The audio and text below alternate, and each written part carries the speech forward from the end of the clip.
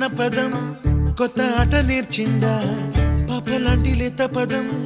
పాఠశాలగా కూనలమ్మ జానపదం పల్లె దాటి వచ్చిందా చవళిల జానతనం పాట చూపగా కుంచెలో దాగే చిత్రాలు ఎదురొచ్చేలా అంతటా